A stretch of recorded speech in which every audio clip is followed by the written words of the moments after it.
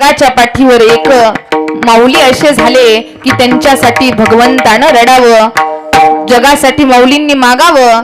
जे खळांची व्यंकटी सांडो तया सत्कर्मी रती वाडो.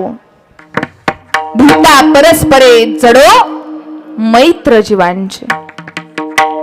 मागितलं समाजाच्या कल्याणाकरता. बघायला गेलं ना, जगाच्या पाठीवर अनेक लोक आहेत, अनेक दान धर्म करणारे आहेत, अनेक दान मागणारे आहेत, पण जगाच्या पाठीवर माऊलींनी समाजाच्या कल्याणाकरता दिलं ते म्हणजे पसाय धान, जे चंद्र सूर्य आशेपर्यंत टिकणार आहे, ते म्हणजे पसाय दान आहे.